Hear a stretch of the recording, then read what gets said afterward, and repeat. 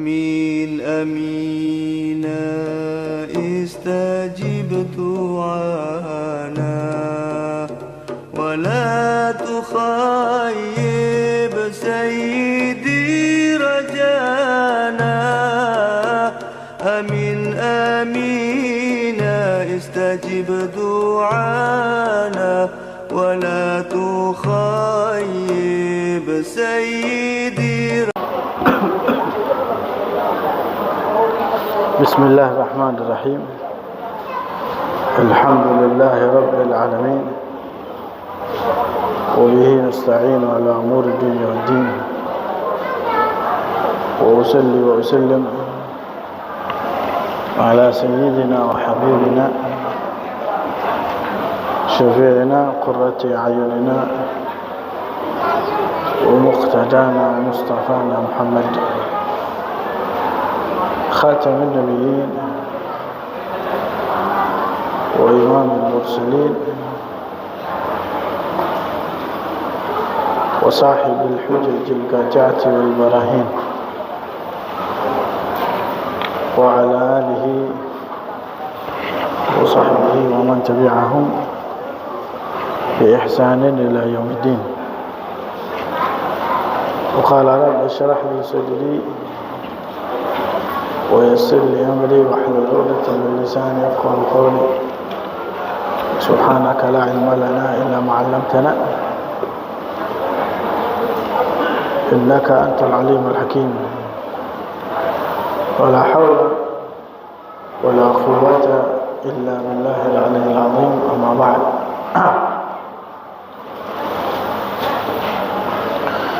معاشر الحاضرين yang dirahmati oleh Allah Subhanahu wa taala.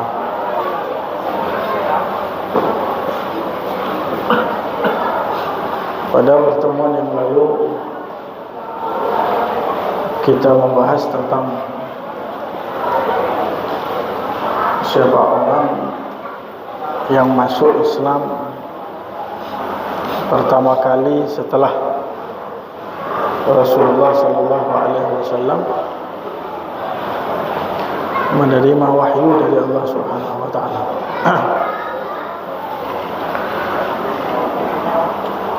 Baik dari kalangan lelaki ataupun perempuan,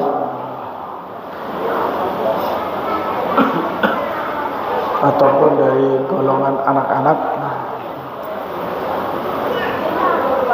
ataupun dari golongan para budak.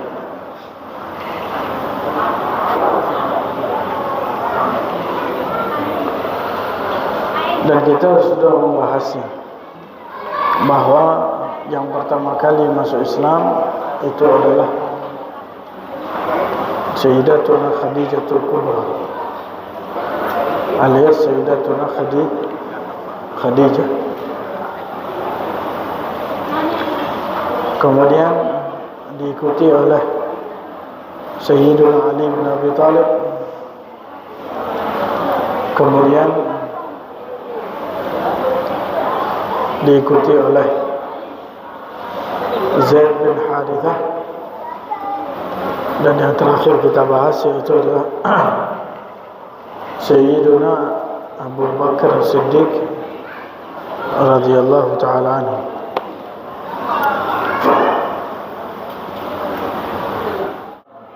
Sayyiduna Abu Bakar Siddiq radhiyallahu ta'ala anhu, bagaimana kisah beliau masuk ke dalam agama Islam dan termasuk daripada orang yang pertama kali memeluk agama Islam. Sebetulnya Sayyidina Abu Bakar itu masuk ke dalam agama Islam bukan tanpa sebab, tapi ada sebabnya, di mana diriwayatkan bahwa beliau itu mengetahui nantinya akan diutus seorang nabi dari golongan bangsa Arab yang ada di kota Mekah.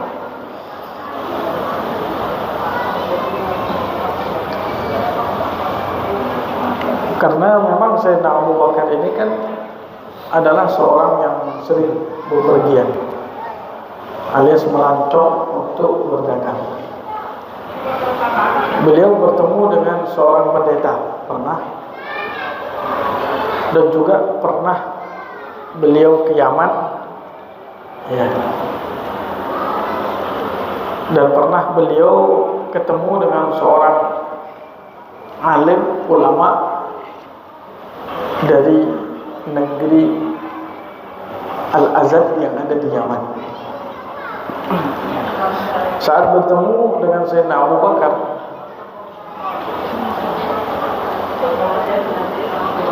tiba-tiba dia itu menegur, melihat Abu Bakar Siddiq itu ditegur Sayyidina Abu Bakar sebelum masuk Islam. Dia berkata, ahsibuka haramiyan, saya lihat kamu ini dari haram, artinya dari kota Makkah. Dan memang Makkah itu terkenal bagi bangsa Arab, karena disitulah mereka melaksanakan haji tiap tahun. Dan Yaman itu termasuk golongan orang-orang Arab.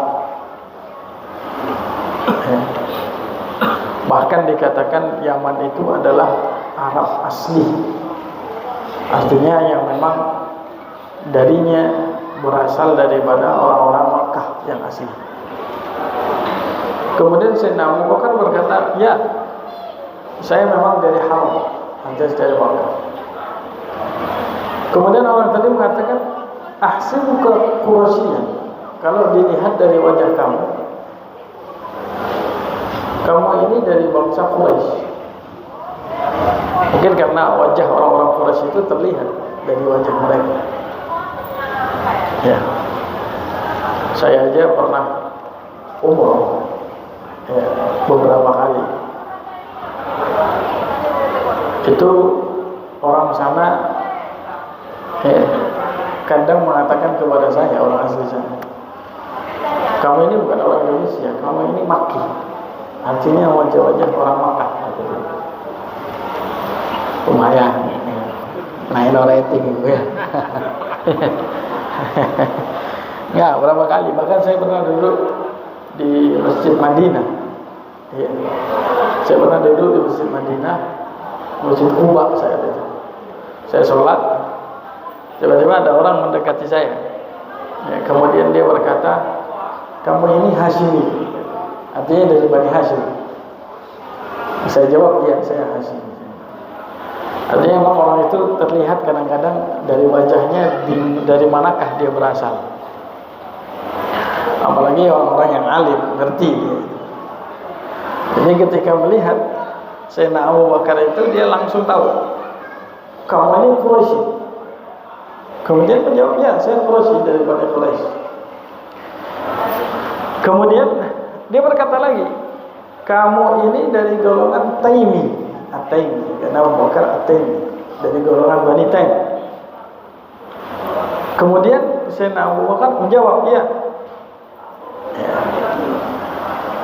Subhanallah. Kemudian orang tadi berkata, kalau kamu adalah harami, orang dari haram Quraisy Taimi, ada satu tanda lagi yang perlu saya lihat dari kamu. Apa? Kalau boleh, takshifuli an batnik, kamu buka perut kamu.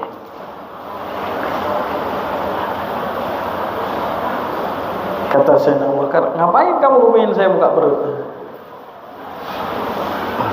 Saya akan buka perut kamu, tapi kamu harus beritahu apa tujuannya.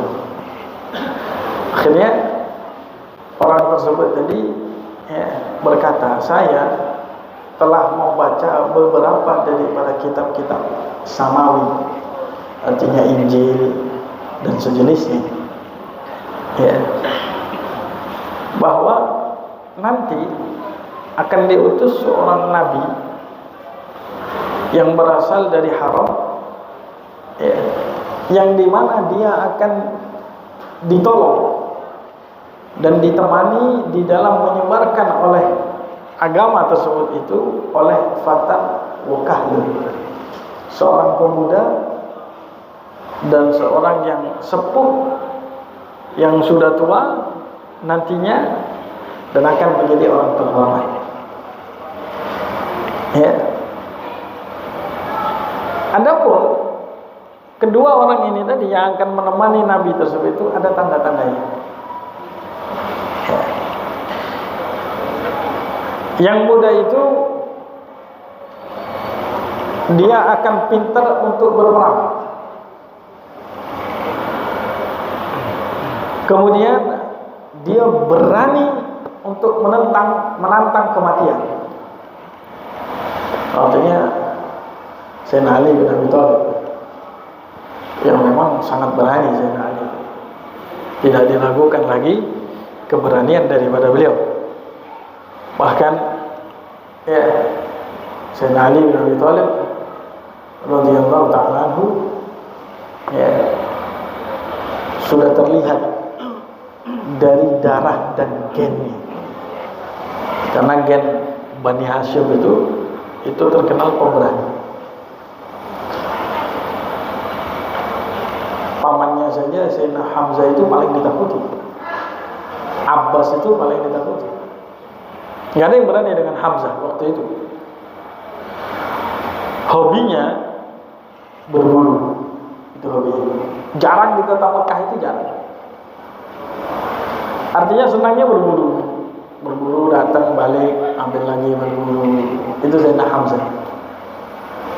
Makanya saat Sayyidina Hamzah masuk Islam, nggak ada yang berani untuk menentang daripada beliau.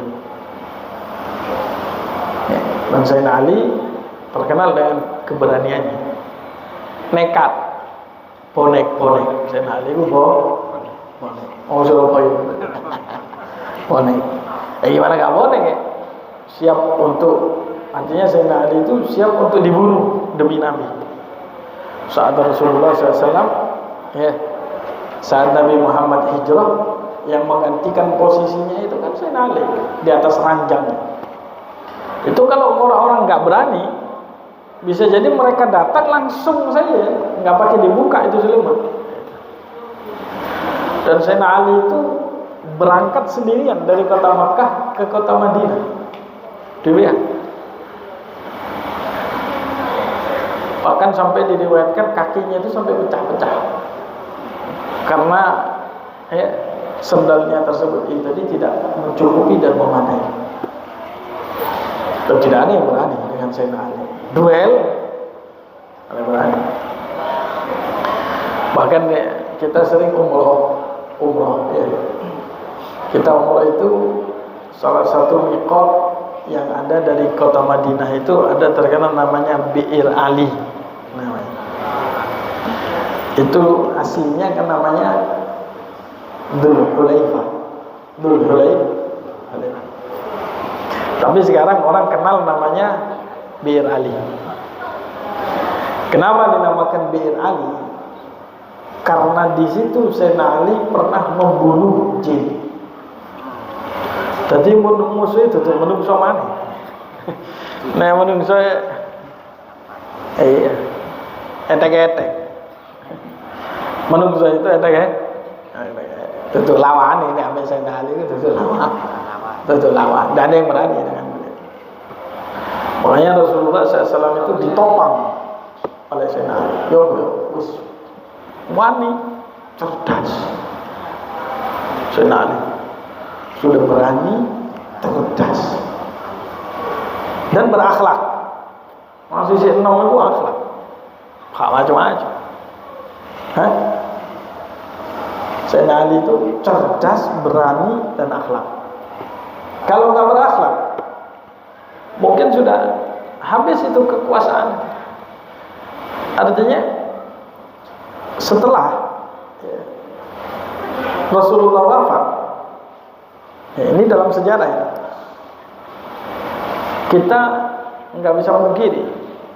Dalam sejarah itu disebutkan setelah Rasulullah wafat, ya, Nabi Muhammad itu wafat hari Senin, dimakamkan hari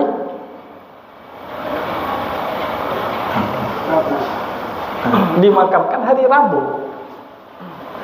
Beliau itu wafat Senin, dimakamkan hari Rabu. 2 hari Rasulullah SAW itu ya, beliau disolati oleh mereka dengan alasan pertama mereka bingung mau dikubur di mana. Ya. Kemudian ya, siapa yang memandikan? Memandikan akhirnya Rasulullah tentukan dari Rasulullah. Dan bingung siapa yang mau jadi imam sholat. Sehingga yang sholat itu satu kelompok mensolati selesai, satu kelompok mensolati selesai. Senin wafat, Rabu Rasulullah dimakamkan. Hari Selasa itu pengangkatan Sayyidina Abu Bakar Siddiq. Jadi Sayyidina Abu Bakar itu menjadi khalifah itu hari Selasa. Di mana di saat hari Selasa itu ya, keluarga Nabi itu lagi sibuk mengurus jenazahnya Rasulullah SAW. Sehingga ketika Sayyidina Abu Bakar diangkat, ya, ini sejarah tidak bisa kita pungkiri. Tapi ya, bagaimana cara menyikapi dengan baik. Diangkatnya Sayyidina Abu Bakar, keluarga Nabi itu nggak ada yang ikut rapat, nggak ada yang ikut rapat. Kenapa? Sibuk untuk ya, mengurus jenazahnya Nabi. Diangkatlah Sayyidina Abu Bakar ya, dengan persetujuan mayoritas daripada kaum muslim. Hanya saja keluarga Nabi nggak ikut, sehingga sempat terjadi polemik saat itu. Tapi Sayyidina Ali bin Abi Thalib, akhlak, adab. Ya. Sayyidina Ali bin Abi Thalib itu justru digadang-gadang jadi khalifah. Iya, memang Sayyidina Ali itu digadang untuk jadi khalifah. Artinya saat Sayyidina Abu Bakar Siddiq beliau jadi khalifah, Sayyidina Ali itu nggak boleh. Ya, waktu ikut perang itu nggak boleh. Sayyidina Umar jadi khalifah, Sayyidina Ali nggak boleh ikut perang, suruh di kota Madinah. Artinya sudah dipersiapkan, nih anak muda yang jadi khalifah. Tapi beliau berakhlak. Saat Sayyidina Abu Bakar diangkat, beliau nggak banyak ngomong. Kalau orang yang dimana ambisius, berontak, Cina kan ngangkat, itu kalau dalam sejarah itu begitu. Cina kan kau berontak, ini kok gak dicap musyawarah lagi ya, sebagai keluarga.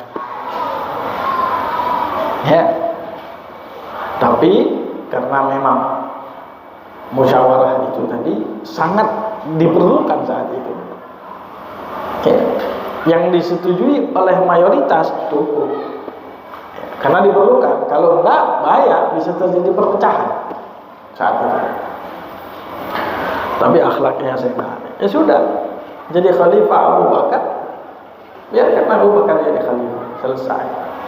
Kemudian tunjuk umat, Sayyidina Ali juga diam. Begitu tunjuk Utsman, Sayyidina Ali pun juga diam. Makanya ketika Sayyidina Ali ditunjuk, jangan aja yang macam-macam. Ketika Sayyidina Ali ditunjuk, jangan ada yang macam-macam. Muawiyah macam-macam takdir. Bahkan Sayyidatuna Aisyah pun ketika berusaha untuk menentang Sayyidina Ali dikat oleh Sayyidina Ali. Terjadilah perang Jamal. Artinya beginilah, kalau kita berbicara tentang yang namanya tatanan dalam negara, itu perlunya ada seseorang yang beretika, berakhlak, dan juga ada ketegasan. Ya. Dan semua ada waktunya. Si enom itu ojo, ya, si enom itu ojo ambisius.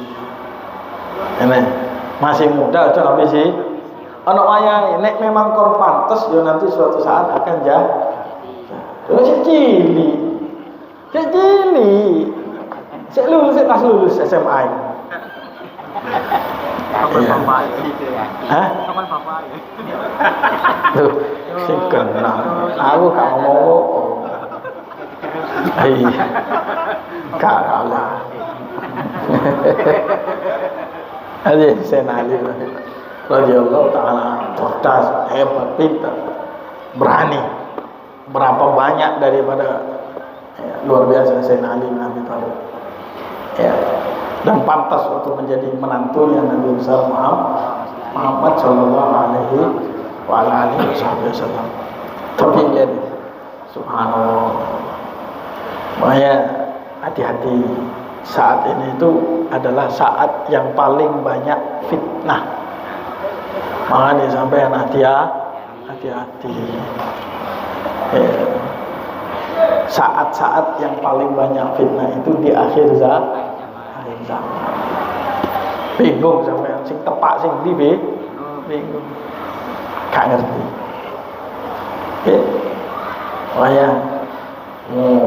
Zaman dulu saya menantunya Nabi bisa dibunuh. Menantunya Nabi. Sayyidina Ali itu kan menantunya Nabi.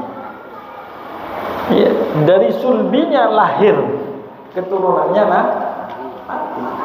Bukan hanya menantunya Nabi, salah satu di antara 10 sahabat yang dipastikan masuk surga melalui lisannya Nabi Muhammad. Jadi ada 10 sahabat. Jadi Nabi ini pasti masuk surga. Termasuk Sayyidina Ali. Terus pintar, cerdas, pemberani, menantunya Nabi. Kalau tidak ada lawan, nggak ada yang berani berdebat dengan Sayyidina Ali. Duel nggak ada yang berani, debat nggak ada yang berani. Tapi dibunuh. Fitnah itu luar biasa. Dibunuh. Siapa yang bunuh? Yang bunuh itu Pak Muslim. Sering sholat tahajud, nggak pernah ninggalkan sholat. Hafid Quran, pinter tafsir, pinter hadis. Yang bunuh Sayyidina Ali Abdurrahman bin Muljam. Hafal Quran, pinter hadis, pinter tafsir. Ya, sering mungkin ini orang iring-iringnya bukan gitu. Gak sempet gak sempet takut. Ya artinya ya artinya kan banyak orang-orang yang bagian sana itu hafid Quran, tapi senangnya ya menghalalkan darahnya sesama gak senang ambil muslim sing maulidan, gak senang ambil sing tahlilan, gak senang ambil ziarah pateni sampai macam-macam. Pateni sampai. Ya, itu bayangkan. Nasallallahu apa? Mudah-mudahan kita dijauhkan dari yang namanya. Amin. Nah, kemudian yang kedua, nantinya Nabi ini akan dibantu dan ditolong oleh seorang tokoh masyarakat yang sepuh yang berasal dari Taimi. Ya. Dan dia seperti yang tertulis di dalam kitab-kitab itu ada tandanya, yaitu Abu Bakar As-Siddiq. Ada tandanya yang ada di perutnya. Ya. Tanda hitam di atas pusarnya.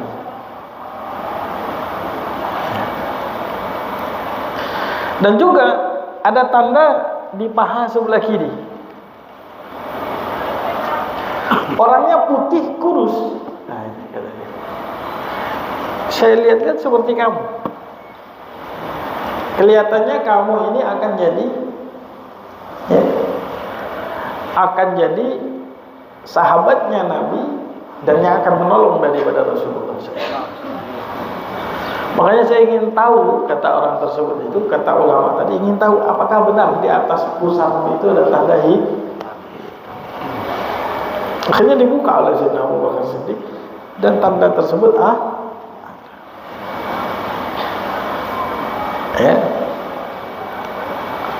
Nah inilah, setelah itu Sayyidina Abu Bakar Siddiq radhiyallahu ta'ala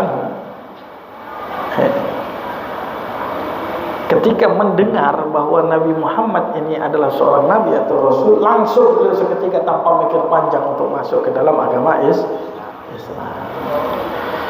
Nah itulah salah satu hal yang membuat daripada Sayyidina Abu Bakar Siddiq langsung beriman kepada Rasulullah sallallahu alaihi wasallam. Tapi juga itu semuanya memang sudah menjadi takdir Allah Subhanahu wa taala. Nah, orang itu kalau sudah dikasih hidayah, ditakdirkan oleh Allah Subhanahu wa taala untuk mendapatkan hidayah, tidak ada yang bisa untuk menahan. Tapi kalau sudah orang tidak bisa dikasih hidayah dan diberi hidayah, jangan harap dia itu akan bisa. Jangan harap. Nah, bagaimana tidak? Kalau tadi cuma sekilas contoh bahwa nanti akan ada nabi dan sahabat, langsung Sayyidina Abu Bakar beriman. Ya. Nah, orang-orang kafir Quraisy itu apa yang tidak dilihatkan oleh Nabi kepada mereka? Apa yang tidak ditelurkan? Mukjizat apa yang tidak dilihatkan oleh Nabi kepada mereka? Peristiwa Isra Mi'raj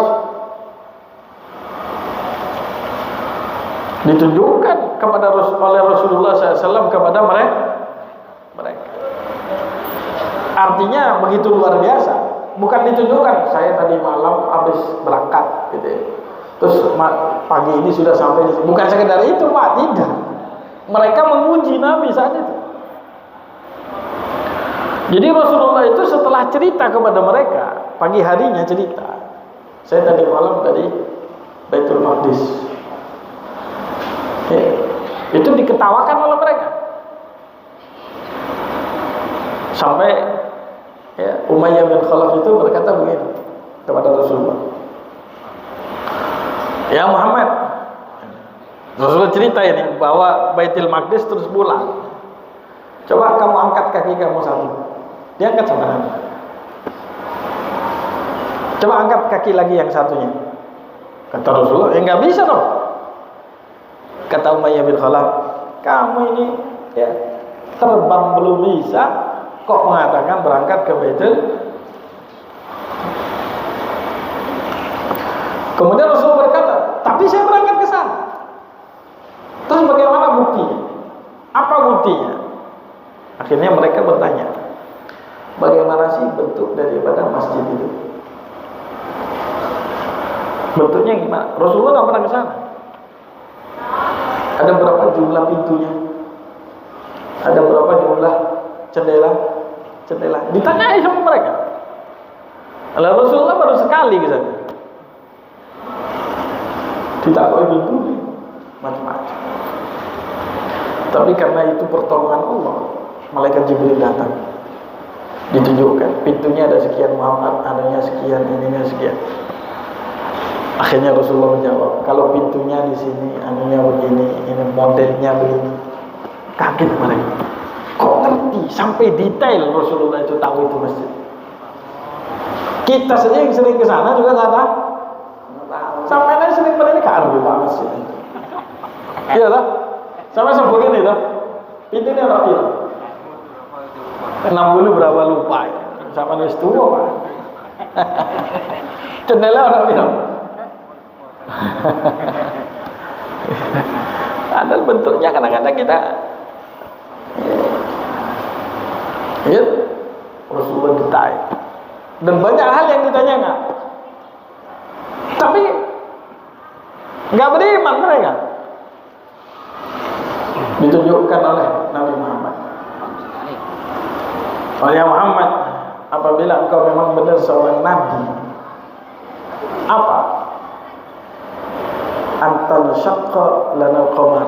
Nih, ada bulu. bulan. Apa? Belah dadi loro. Ya apa?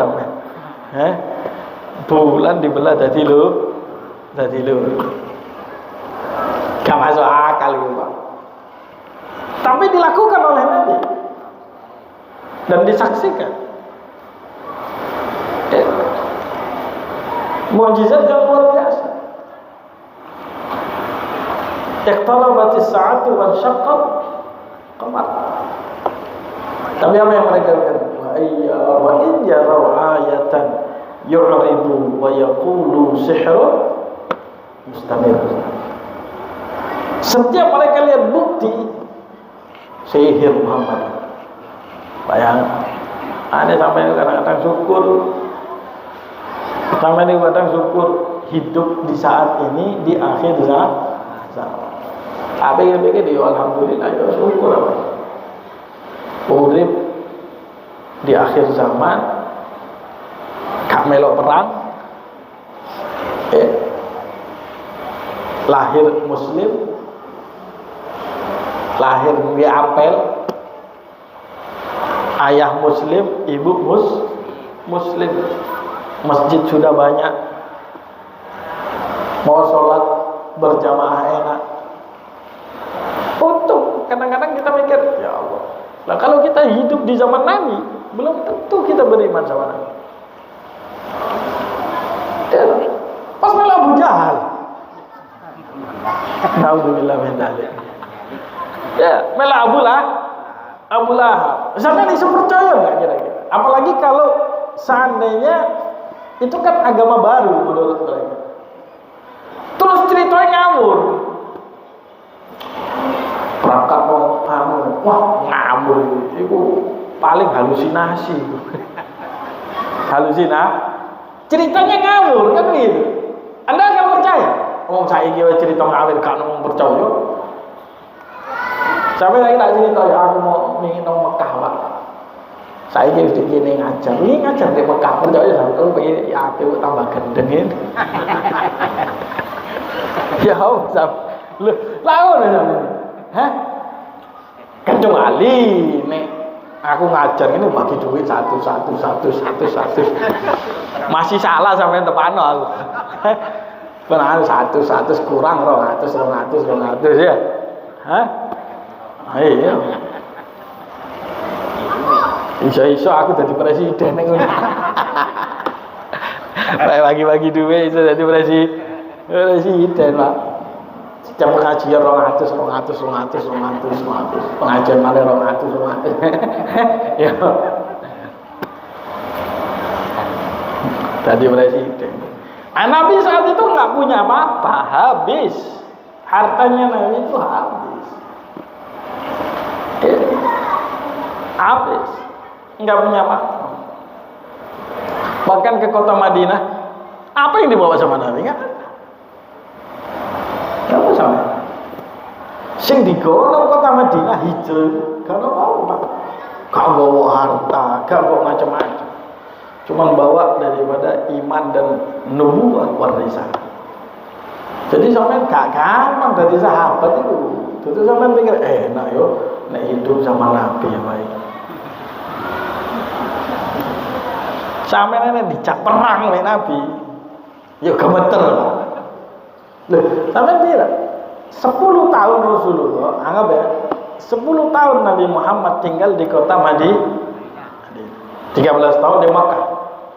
Perang itu terjadi pertama kali di kota Madinah 10 tahun. Itu jumlah peperangan yang diikuti oleh Nabi 27.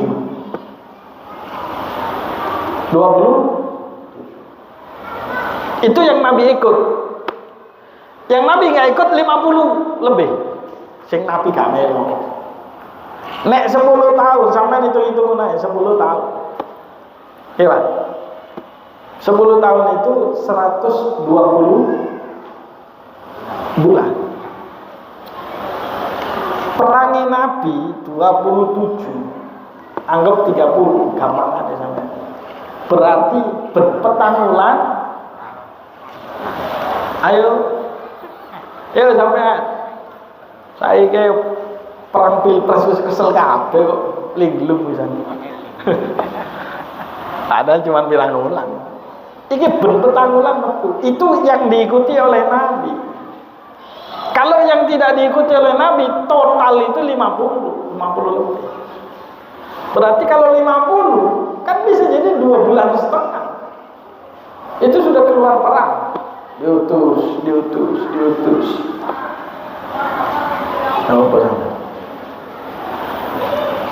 Mana sing cocok itu? Mau Palestina cocok.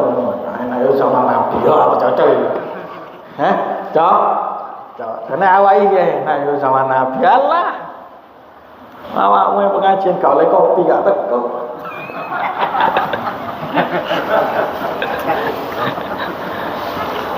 Gimana?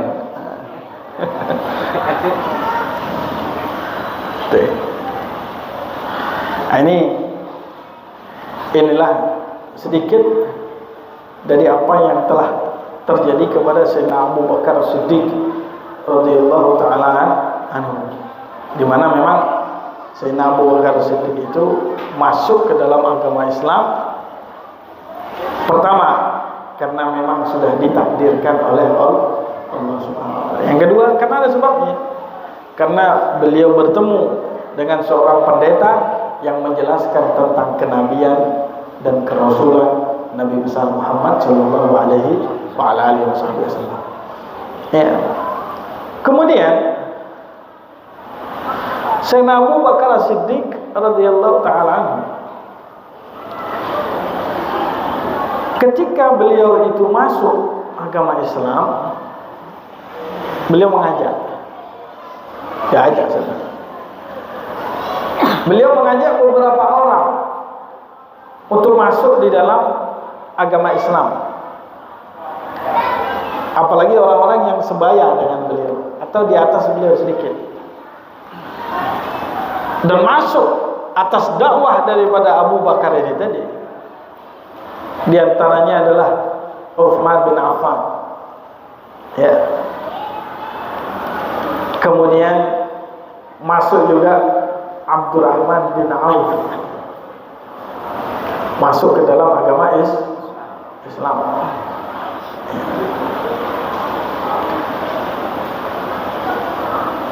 Dan Sayyidina Utsman kita tahu kalau memang beliau itu adalah menantunya Nabi besar Muhammad sallallahu alaihi wasallam. Ya. Dan diantaranya orang yang kaya raya yang masuk daripada agama Islam itu adalah Abdurrahman bin Auf. Abdurrahman bin Auf ini ya suki. Dulu namanya Abdul Umar. Namanya Abdul Umar. Kemudian diganti oleh Rasulullah SAW. Jadi orang yang kedua yang namanya diganti oleh Nabi adalah Abdurrahman bin Auf. Kalau orang yang pertama Abu Bakar. Karena Abu Bakar itu asli namanya adalah Abdullah. Abdullah itu setelah diganti oleh Nabi. Ya, aslinya namanya Abdul Ka'bah. Itu Sayyidina Abu Bakar. Abdul terus diganti Abdullah. Julukannya Abu Bakar. Nah, kalau Abdurrahman bin Auf ini namanya Abdul Umar. Nggak boleh kan? Abdul Umar itu kan berarti budaknya nggak boleh. Budak itu hanya milik Allah. Hamba itu adalah milik Allah Subhanahu wa taala. Kemudian diganti oleh Rasul. Jangan Abdul Umar, ganti saja Abdurrahman. Ketika diganti dengan nama Abdurrahman, dia ini dekat dengan musuh besar, salah satu musuh besar, Umayyah bin Khalaf. Umayyah bin Khalaf ini yang menyiksa Sayyiduna Bilal. Umayyah Yang menyiksa Sayyidina Bilal karena budaknya.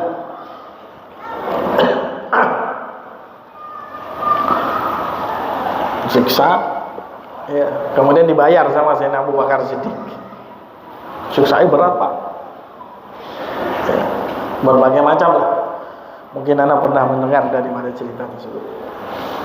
Nah, Umayyah bin Khalaf ini dekat dengan Abdurrahman bin Auf.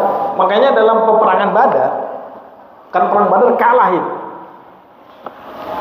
Kaum musyrikin itu kalah. Saat kalah, Umayyah bin Khalaf itu gemuk orangnya. Lemu itu. Nah, melaku untuk semua. Aslinya gak kepingin berangkat deh, Umayyah bin Khalaf itu dia gak kepingin berangkat. Umayyah bin Khalaf karena dia pernah mendengar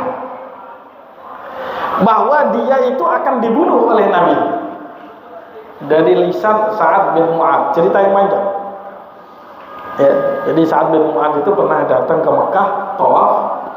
Terjadilah hal sampai dia mengatakan, "Ya Umayyah, saya pernah dengar Nabi Muhammad mengatakan bahwa kamu nanti akan dibunuh olehnya." Gemeter itu sampai ngoyo-ngoyo Umayyah. Iya. Karena apa? Karena semua orang Mekah tahu bahwa Nabi Muhammad gak pernah dusta. Rasulullah pernah dusta. Jadi kalau mau gemeter, mati aku dipatahin Muhammad. Makanya saat perang Badar gak mau dia ikut. Bahaya, mati ya. Tapi akhirnya keluar. Apa keluarnya, Pak? Gara-gara gengsi. Jadi ini kalau mau keluar Umayyah bin Khalaf itu Abu Jahal. Ya, Abu Jahal punya perapen. Ya, perapen diisi bara api, kemudian dikasih bukur. Bukurnya wong wedok. Ya. Terus dia ngomong sama ponakannya Umayyah keluarga. Ikan Umayyah bin Khalaf. Warna dari kamet tuh, itu loh, kalau kata bukur kayak wong wedok. Petian. Umayyah bin Khalaf ini agak sedikit soge, tapi orang tuh ngomong. Iya memang, dalam sejarahnya itu agak bodoh dia. Jadi dipanasi itu cepet. Dipanasi. Kenapa? Ada kayak bukur, setekak. Jadi ini Abdul Hakam, kata Abdul Hakam, ini tabakhur kan nisa. Pakailah bukur seperti belum mamur. Metu aku. Mati kan. Iya. Artinya dalam peperangan Badar itu ketika kalah si Umayyah itu ya berlindung dengan Abdurrahman bin Auf. Pas dicekel sama Abdurrahman. Akhirnya ini tawanan saya. Sing gak terima bilang dari jauh. Umayyah. Musuhku iki. Sing nyiksa piye iki? Padahal wis dicekel oleh Abdurrahman bin Auf. Kemudian Bilal berkata bahwa ya, saya tidak akan selamat kalau Umayyah selamat. Itu kejar banget. Setelah dikejar, dibunuh oleh Bilal. Kalau aku lihat, nah Abdurrahman bin Auf ini ketika namanya diganti, Umayyah bin Khalaf yang protes. Kemudian dia itu mengejek dan berkata, "Wal ya Abdul Umar, araghibta anismin samaka bihi abawak?" Apakah kamu gak suka dengan nama yang telah diberi oleh kedua orang tua kamu? Kok gelap kok diganti goblok? Kalian kayak jeneng sampai bapakmu api-api kok ini. Ini. Ya. Kemudian Abdurrahman berkata, "Ya, nggak apa-apa, karena memang dia adalah seorang nabi."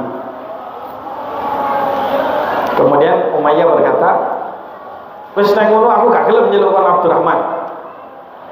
Nek memang namamu diganti," kata Umayyah, "diganti dengan Abdul Ilah saja. Kalau Ar-Rahman gak ngerti aku Muhammad. Nek Ilah ngerti. Jadi saya panggil kamu Abdul Ilah." Ya.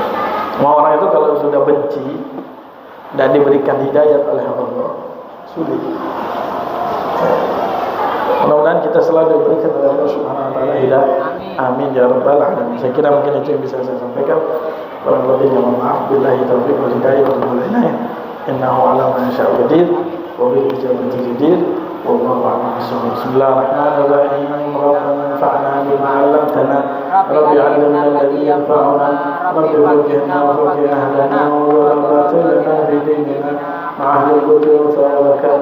Rabbi waffiqna wa waffiqhum lima tarda bihi wa ja'alna karama warzuqna kulla halalin daima wa akhirna ya ulama nahba bi khairin wa kulli shar rabbana aslih lana kulla shay'in wa ajirna bi minka واجعلنا ربنا كل يوم قبل أن تأتينا رسولنا واغفر واستر أنت أكرم الستر وصلاة الله توشى المصطفى من إلى الحق دعانا ووفى بكتاب غير الناس الشفاء وعلى آله الكرام الشرفاء وعلى صحبه المصابيح الغرب اللهم اهدنا بالهدى واجعلنا ممن يسعد بالرضا ولا تولنا وليا سواك ولا تجعلنا من خالف امرك وصحبه فحسبنا الله ونعم الوكيل لا حول ولا قوة إلا بالله العلي العظيم صلى الله على سيدنا محمد وعلى آله وصحبه وسلم الحمد لله رب العالمين يا ربنا اعترفنا بأننا اقترفنا وأننا أسرفنا على لظى أشرفنا فتب علينا توبة تغسل كل حوبة واسترنا من العورات وآمن الروعات واغفر لوالدينا ربي ومولودينا والأهل والإخوان وسائر الخلان وكل ذي محبة أو جيرة أو صحبة والمسلمين أجمع آمين ربي اسمع فضلا وجودا منا لا باكتساب منا بالمصطفى الرسول نحظى بكل شهور صلى وسلم ربي عليه عد الحب وآله والصحب عداد تشخيص به والحمد لله بالله والتناهي. السلام عليكم ورحمة الله وبركاته. Waalaikumsalam warahmatullahi wabarakatuh.